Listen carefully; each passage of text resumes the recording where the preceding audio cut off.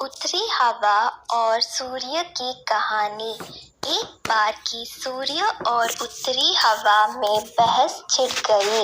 उत्तरी वायु घमंडी और जिद्दी प्रवृत्ति की थी। उसे अपनी शक्ति पर बड़ा अभिमान था।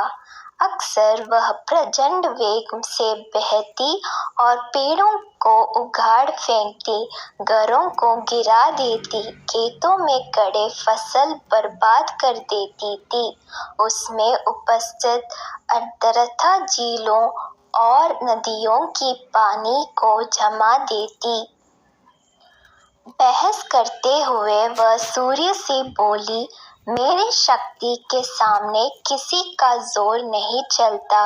मैं दुनिया में सबसे ज्यादा शक्तिशाली हूँ। मेरे सामने सब तुच्छ है। सूर्य नम्रता से बोला, मेरे विचार से हर किसी में शक्तियाँ भी होती है और कमजोरियाँ भी।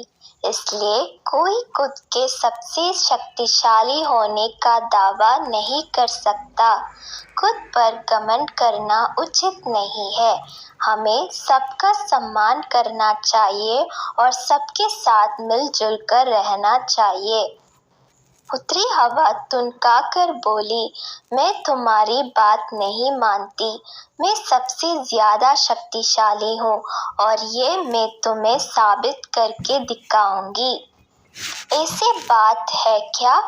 तो अपनी ताकत साबित करने के लिए तैयार हो जाओ।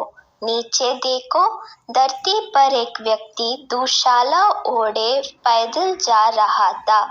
तुम उसकी दुशाला उसके शरीर से हटा दो। मैं मान जाऊंगा कि तुम सबसे ज्यादा शक्तिशाली हो। सूर्य उत्तरी हवा को चुनौती देते हुए बोला, इसमें कौन सी बड़ी बात है? कुछ ही देर में उस आदमी की दुशाला धरती पर पड़ी होगी। कहकर उत्तरी हवा अपने प्रचंड रूप में आ गई। धरती पर धूल भरी आंधी चलने लगी। पेड़ पौधे लहराने लगे।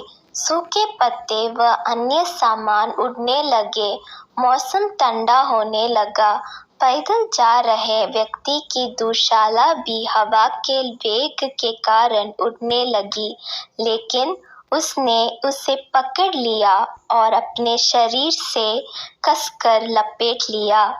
उत्तरी हवा ने अपने प्रचंडता और बढ़ाई, लेकिन उसके साथ ठंड भी बढ़ गई। व्यक्ति ने अपनी दुशाला और कसट कर लपेट ली।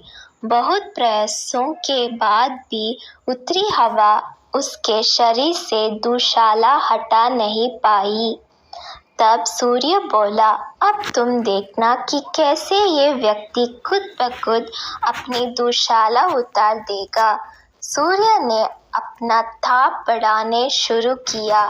तापमान बढ़ते ही धरती पर जा रही व्यक्ति को गर्मी लगने लगी।